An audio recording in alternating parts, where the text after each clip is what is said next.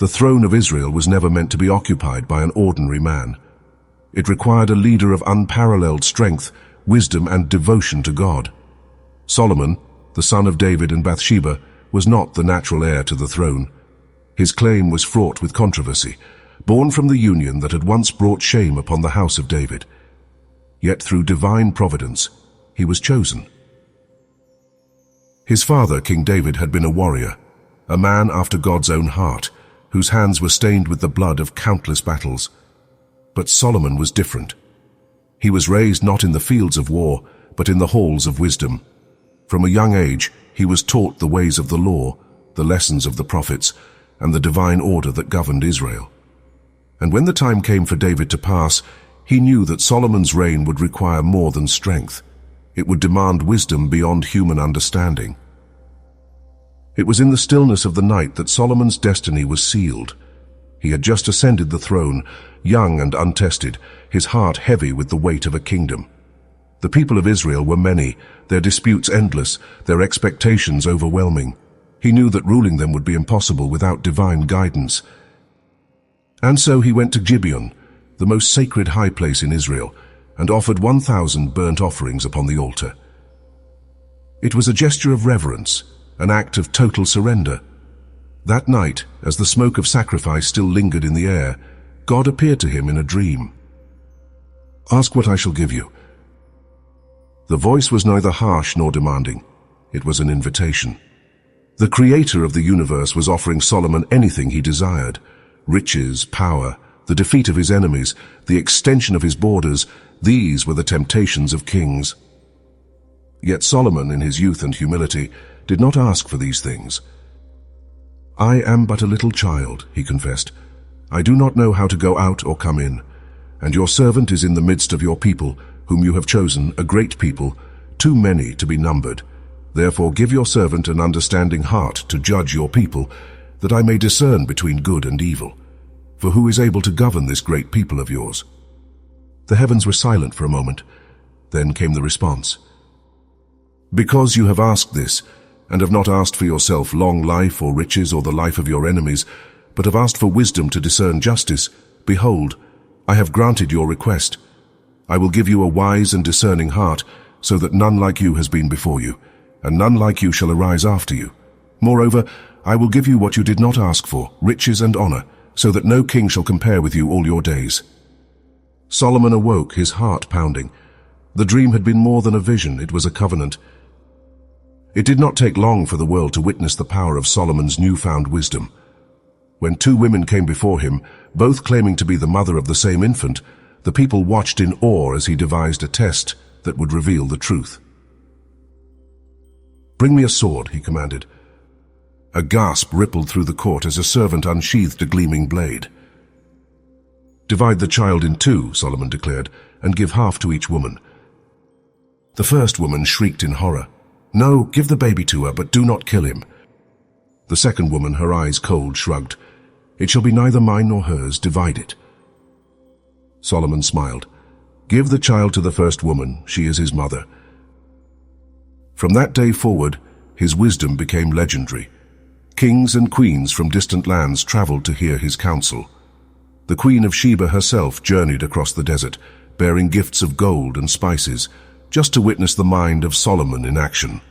Israel entered a golden age of peace, its enemies subdued, its people prosperous.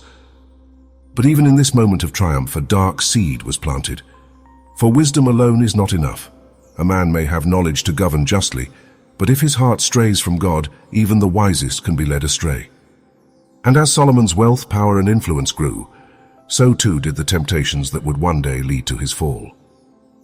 With wisdom bestowed by God, Solomon ruled Israel with an unmatched sense of justice and discernment. His reign brought peace to the land. Enemies once feared now sought his alliance, and merchants from distant lands filled Jerusalem's markets with exotic goods. But amid his rising power and glory, Solomon set his sights on something far greater than wealth or political dominance. He would build the house of the Lord, a temple that would stand as an eternal testament to God's favor over Israel. His father, King David, had longed to construct such a temple, but God had forbidden it, declaring that David's hands were too stained with blood. Instead, Solomon was chosen to fulfill the prophecy. In the 4th year of his reign, Solomon laid the foundation. No expense was spared. Cedar wood was imported from the forests of Lebanon, its scent filling the air as craftsmen carved intricate designs. Gold, silver, and precious stones adorned every surface, reflecting the sunlight in dazzling brilliance. The walls of the inner sanctuary, the Holy of Holies, were overlaid with pure gold, and 2 massive cherubim, each over 15 feet tall, spread their wings across the chamber, shielding the Ark of the Covenant. For 7 years, laborers toiled, thousands of men dedicating their lives to a project that would become the crown jewel of Jerusalem.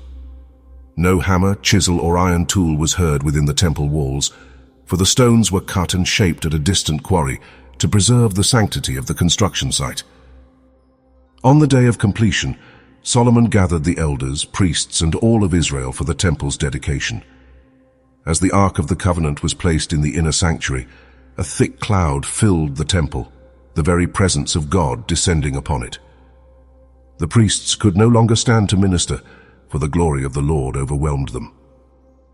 In that moment, Solomon, standing before the altar, raised his hands to heaven and prayed, "O Lord, God of Israel, there is no God like you in heaven above or on earth beneath, keeping covenant and showing steadfast love to your servants who walk before you with all their heart. But will God indeed dwell on the earth? Behold, heaven and the highest heaven cannot contain you, how much less this house that I have built." Tens of thousands of Israelites stood in silence. Then, as Solomon finished his prayer, fire fell from heaven, consuming the burnt offerings on the altar. The people fell to the ground, their faces in the dust, and worshipped. "The Lord is good, his mercy endures forever," they cried. It was the peak of Solomon's reign. The temple stood as the greatest achievement of his wisdom, his wealth, and his devotion to God. The nations watched in awe. Solomon, the wise king, had built the most magnificent house of worship the world had ever seen. Yet even amid this divine triumph, a warning remained. That night, as Solomon rested, God appeared to him a second time. The words were not ones of celebration, but of caution. "I have heard your prayer, and I have chosen this place for myself as a house of sacrifice. But if you or your descendants turn from me, if you serve other gods and forsake my commandments, then I will cut Israel off from the land I have given them. This temple which you have built, I will cast out of my sight. It will become a heap of ruins, and all who pass by will say, 'Why has the Lord done this to this land and this house?'" The warning was clear. Solomon's prosperity was conditional. As long as he remained faithful to God, his kingdom would flourish. But if he strayed, no amount of wisdom, wealth, or political power would protect him from the consequences. For now, Solomon listened. But power is a dangerous thing, and the seeds of his downfall had already begun to take root. The temple stood in all its splendor, a beacon of divine favor, and Solomon's kingdom flourished like no other before it. His wisdom, wealth, and influence extended far beyond the borders of Israel. Merchants from distant lands filled the streets of Jerusalem with the finest goods: gold from Ophir, spices from Sheba, cedar from Lebanon. His treasuries overflowed, his ships conquered the seas, and his alliances stretched across the known world. Foreign rulers, eager to gain his favor, sent envoys bearing tribute. No war threatened Israel's borders. The surrounding nations, once hostile and filled with enemies, now paid homage to Solomon, recognizing him as the greatest king of his time. His kingdom became the pinnacle of human achievement, a civilization where justice, prosperity, and faith coexisted in perfect harmony. And then the Queen of Sheba arrived. Her kingdom lay far to the south, beyond the vast deserts, a land of wealth and mystery. She had heard the tales of a king whose wisdom surpassed all men, whose understanding of the world was second only to the divine. But stories could be exaggerated, and rulers often spoke of their own greatness with arrogance. So she came to see for herself, traveling with a caravan laden with gold, precious stones, and the rarest spices known to man. When she arrived in Jerusalem, the sight alone took her breath away. The walls of the city gleamed in the sunlight. The temple stood like a jewel upon the mount, and the palace, grander than any she had imagined, spoke of a kingdom whose wealth had no limit. Yet it was not the riches that impressed her most. It was Solomon himself.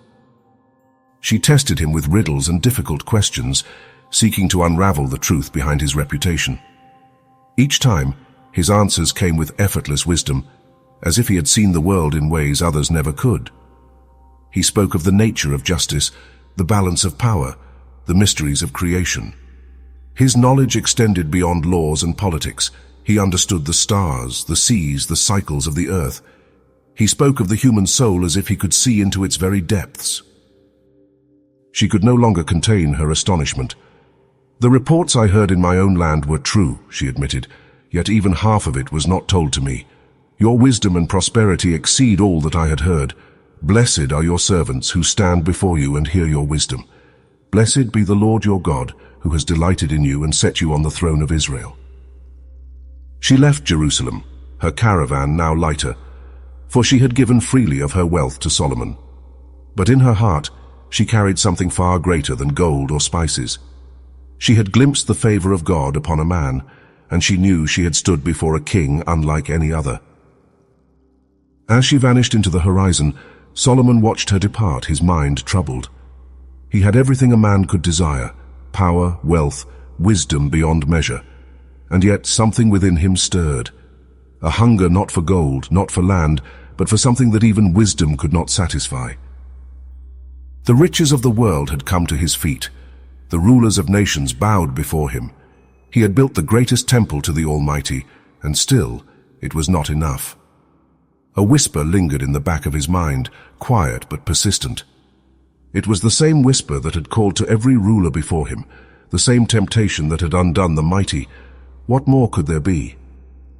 Solomon turned from the gates of his palace, stepping back into the halls of his own making, surrounded by the gold and splendor that the world envied. Yet as he walked, for the first time in his life, he did not feel satisfied. Solomon's wisdom had brought him power. His power had brought him wealth. His wealth had brought him the admiration of nations. And yet with each passing year, the things he once saw as blessings became entanglements. What had started as a devotion to God had become a devotion to the works of his own hands. The kingdom flourished beyond what anyone thought possible. Gold and silver were as common as stones in the streets of Jerusalem. His personal wealth had no equal. He drank from goblets of gold, sat upon a throne inlaid with ivory, and surrounded himself with treasures brought from the farthest reaches of the known world. The walls of his palace gleamed with precious metals, and his storehouses overflowed with spices, perfumes, and rare fabrics that only the richest rulers could dream of possessing. But it was not enough. The hunger inside him, the whisper of discontent, grew louder. The wisdom that had once given him clarity now seemed to question him at every turn. He had built the temple, had he not? He had governed with justice, expanded the borders of Israel, secured peace among the nations. What else was left for a man like him? So he turned to pleasure. His harem grew beyond reason. 700 wives, 300 concubines, women of noble birth, princesses from foreign lands, emissaries of powerful kingdoms who came to solidify alliances through marriage. He indulged in the beauty of the world, taking whatever pleased him, satisfying every desire his heart could conceive. He celebrated in lavish feasts, where musicians played day and night, and the laughter of his guests echoed through his endless halls. But still it was not enough. He built gardens that rivaled the hanging gardens of Babylon, planted vineyards that stretched beyond the hills, constructed pools and fountains that turned the desert into an oasis. He gathered the greatest minds, scholars, poets, and philosophers, filling his court with the most brilliant men of his time. If knowledge was not enough to satisfy the soul, then perhaps pleasure, art, and beauty would be. But the whisper remained. At night, when the music faded and the torches burned low, Solomon sat alone in his palace, surrounded by all the riches the world had to offer, and felt the weight of emptiness pressing down on him. He had everything, yet he was no longer sure he had anything at all. And then there was the matter of the gods. The women he had married, foreign princesses from lands beyond Israel, had brought with them their own beliefs, their own idols, their own temples. At first, Solomon tolerated them, allowing his wives to worship as they pleased. Then he funded their temples, building shrines to Ashtoreth, the goddess of the Sidonians, Moloch, the abomination of the Ammonites, and Chemosh, the god of Moab. The very gods that the Lord had commanded Israel to reject, Solomon now welcomed into the land. And finally he bowed. Perhaps it started as mere ceremony, a gesture to please a beloved wife, a moment of weakness, a compromise. But compromise does not remain small, it grows, and before long Solomon, the wisest man who had ever lived, found himself standing before altars not built for the God of Israel. The man who had once prayed for wisdom above all else had become blind. The king who had once dedicated the temple to the Almighty was now kneeling in the temples of gods who demanded nothing but ruin. The one who had been warned that faithfulness to God was the only path to blessing had turned his back on the very covenant that had raised him to greatness. In the streets of Jerusalem the people whispered. The old men who had seen the days of David shook their heads in sorrow. The priests, who had once stood in awe as the glory of God filled the temple, now watched with grief as incense burned to foreign deities. Solomon had everything, and he was losing everything. The whispers in Jerusalem grew louder. The people watched as their king, once the wisest man to ever live, strayed further from the God who had made him great. The elders, the priests, the faithful, they saw the change. The Solomon who had once prayed with trembling hands before the altar of the Lord was now building altars for gods who demanded child sacrifice, lustful rituals, and pagan worship. And so God spoke. One night, as the torches burned low in the palace, a voice filled the silence, the same voice that had once granted Solomon wisdom beyond measure. But this time there was no promise of prosperity, only a verdict. Because you have done this, and have not kept my covenant and my statutes, I will surely tear the kingdom from you and give it to your servant. Yet for the sake of your father David, I will not do it in your days, but in the days of your son. However, I will not tear away the whole kingdom. I will leave one tribe for the sake of David, and for the sake of Jerusalem, which I have chosen. Solomon's blood ran cold. He had seen the power of God firsthand. He had witnessed the fire descend upon the altar, had stood in the thick cloud of the Almighty's presence. He knew what it meant when God pronounced judgment. His words were not empty. The throne that had been established through divine favor was now being stripped away, not in his lifetime, but through his own flesh and blood. Solomon stood from his bed, pacing the halls of his palace, the weight of his choices pressing upon him like an iron yoke. Had he truly fallen so far? The wealth, the women, the gods of foreign lands, had he been so consumed by his own power that he had forgotten the one who gave it to him? The kingdom that had taken a lifetime to build was now destined to be broken. And then the enemies came. The enemies of Solomon. For decades, Solomon had ruled with unmatched wisdom and diplomacy. But as he turned away from God, so did God's protection turn away from him. Where once the nations bowed before him, now they rose against him. First came Hadad the Edomite, a man who had barely escaped the slaughter of his people under David's reign. He had fled to Egypt, biding his time, waiting for the moment to strike. When he heard of Solomon's growing weakness, he returned, leading a revolt that shook the southern borders of Israel. Then came Rezon the Aramean, who established his own kingdom and became a constant adversary to Solomon, harassing the northern trade routes, striking at the wealth that once flowed so freely into Jerusalem. And finally, the most dangerous of all, Jeroboam. Jeroboam was no foreign king, no distant enemy. He was one of Solomon's own men, a talented leader, a man of great skill, chosen by Solomon himself to oversee the labor of Israel. But as Solomon fell into decadence, Jeroboam grew restless. He saw the heavy burdens placed upon the people, saw the growing discontent, and when a prophet named Ahijah approached him with a message from God, he knew that history was about to change. Ahijah took his cloak, tore it into 12 pieces, and handed 10 of them to Jeroboam. Thus says the Lord, the God of Israel, Behold, I am about to tear the kingdom from the hand of Solomon, and I will give 10 tribes to you. But one tribe will remain for the sake of my servant David, and for the sake of Jerusalem, the city I have chosen. Jeroboam did not need further confirmation. He fled. Solomon, upon hearing the prophecy, sought to kill him, but it was too late. Jeroboam escaped to Egypt, waiting for the day when he would return, not as a servant but as a king. The kingdom was crumbling. The peace was fading. The golden age of Israel was over. And Solomon, once the greatest king on earth, was now a man at war with his own fate. The weight of the years bore down on Solomon like an iron yoke. His palace, once a place of celebration, had grown quiet, its halls no longer filled with the eager laughter of admirers or the marveling whispers of foreign emissaries. The golden throne, carved with 12 lions standing as sentinels on each step, no longer seemed like a symbol of power, but a monument to something slipping from his grasp. He had seen the warning signs. He had felt the shift in the air, the slow unraveling of his kingdom. The nations that had once bowed before him now stirred with rebellion. The peace he had built, the stability that had defined his reign, was cracking at its foundation. The temple still stood, its golden pinnacles gleaming in the sun, but he knew now that even the finest gold could not hold together a kingdom whose soul had rotted from within. Word had reached him that Jeroboam had fled to Egypt, seeking refuge under Pharaoh Shishak.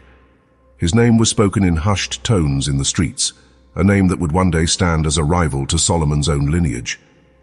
The very man he had entrusted with Israel's labor force, the man he had elevated with his own hands, was now the one chosen to take most of the kingdom away from his son, and there was nothing he could do to stop it.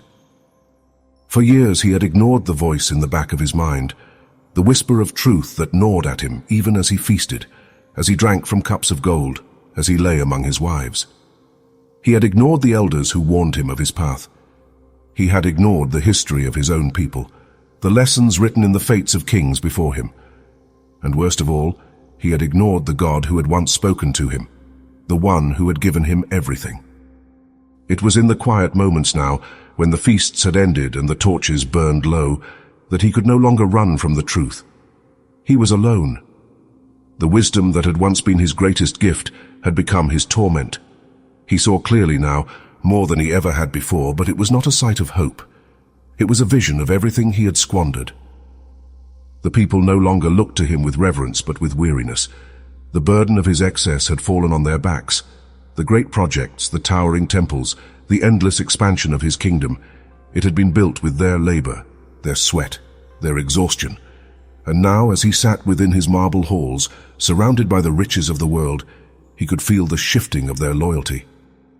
His heart grew heavy with a truth that he had fought for years to deny. A man can have all the wisdom in the world, but wisdom alone cannot save him. It is the fear of the Lord that is the beginning of wisdom, and Solomon had long since cast that fear aside. His father had been a man of war, but David had known the depths of repentance. David had fallen, had sinned grievously, but in the end he had cried out to God with a broken heart. Solomon had built the temple, but he had failed to build within himself the heart of true worship. And now there was no voice of God in the night, no fire from heaven, no covenant renewed. There was only silence. The sun dipped beyond the horizon, casting long shadows across the city he had built. He had written many words, words of wisdom that the world would remember, proverbs that would be repeated for generations. But now, only one thought remained in his mind, a whisper from the depths of his soul, a truth too bitter to ignore. Vanity of vanities, all is vanity. The years passed, and the weight of regret settled deep into Solomon's bones. The golden age of Israel was coming to an end, and he knew it. The whispers of rebellion had grown into open defiance, and the kingdom he had built with wisdom, wealth, and power was slipping from his grasp like sand through his fingers. His enemies had multiplied, no longer fearing the great king whose name once commanded awe. The Edomites stirred in the south, the Arameans in the north, and worst of all, the man who had once served him, Jeroboam, was waiting in Egypt, biding his time. The realization haunted him. This was no longer his kingdom. His throne, his palace, his riches, none of it belonged to him anymore. The walls of Jerusalem, once symbols of strength, now felt like a prison closing in around him. He could still remember the day the temple was completed, the way the glory of the Lord had descended in a cloud so thick that the priests could not stand to minister. But that presence was gone now. He had driven it away with his own hands. He had written about wisdom, about discipline, about the fear of the Lord being the beginning of understanding. He had taught these things, had sent scribes to record his proverbs, had spoken before kings and scholars who hung on his every word. Yet what was wisdom without obedience? What was understanding without devotion? His mind had been a treasury of knowledge, but his heart had been given away to 1,000 different desires.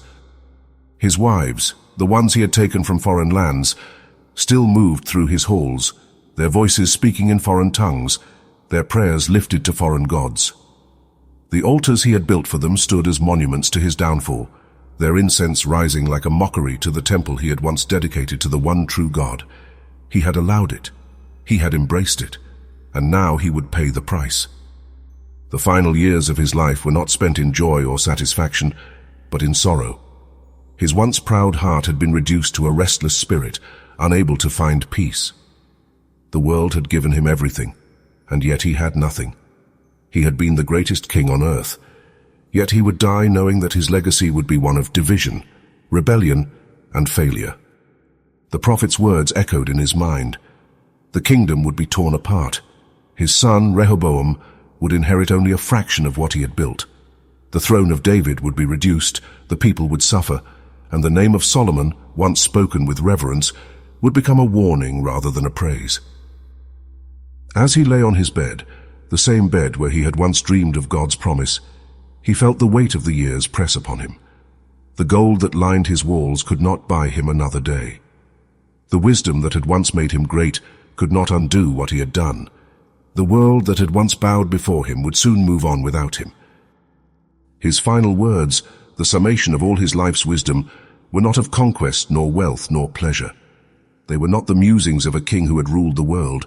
They were the confessions of a man who had tasted everything under the sun and found it lacking.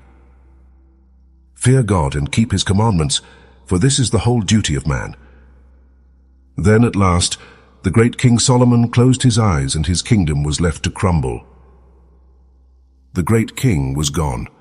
The streets of Jerusalem echoed with mourning, but beneath the surface, an unease lingered. Solomon had been the wisest ruler the world had ever known, yet his kingdom was already unraveling. His son, Rehoboam, would soon ascend the throne, but he would not inherit his father's wisdom. He would inherit his father's mistakes. The elders of Israel, the men who had once stood before Solomon, approached Rehoboam with a plea. The people had grown weary under Solomon's heavy burdens, the endless labor, the relentless taxation to fund his extravagant projects, the weight of a kingdom built on ambition. They begged the new king for mercy, for a lighter hand than the one his father had laid upon them. Rehoboam turned to his father's counselors, the men who had guided Solomon in his reign. They advised him to listen, to show humility, to unite the people with kindness rather than force. But Rehoboam did not want the wisdom of old men. He turned instead to his friends, the reckless young men who had grown up in the palace beside him, men who had never toiled, never led, never learned the lessons Solomon had ignored. Their advice was not of patience but of power. Say to the people, "My father made your yoke heavy, but I will add to it. My father disciplined you with whips, but I will discipline you with scorpions." And so he did. The words ignited a fire that could not be undone. 10 of the 12 tribes rose against him, tearing themselves away from the house of David. Jeroboam returned from Egypt, not as a servant, but as a king, ruling over the 10 tribes of the north, fulfilling the prophecy spoken to Solomon. Israel was now divided, the once unbreakable kingdom fractured beyond repair. The temple still stood, but its golden age had passed. The wisdom of Solomon, the splendor of his reign, the peace he had secured, it was all gone. His name remained, but not as a ruler to be emulated. His life had become a cautionary tale, a lesson of what happens when even the wisest among men turn their hearts away from God. In his final days, Solomon had written words that would echo through history, words that carried the weight of his regrets. Vanity of vanities, all is vanity. He had built the greatest kingdom, had tasted every pleasure, had possessed more wisdom than any before or after him, and in the end, it had amounted to nothing. His life left behind a single unshakable truth. Wisdom is nothing without obedience. Power is nothing without righteousness. Wealth is nothing without faith. And even the greatest among men can fall when they forget the one who raised them up. The world still speaks of Solomon. His proverbs are quoted, his writings studied, his kingdom remembered. But his life remains a warning, a reminder that no man, no matter how wise, can stand apart from God and expect to remain standing. Fear God and keep his commandments, for this is the whole duty of man.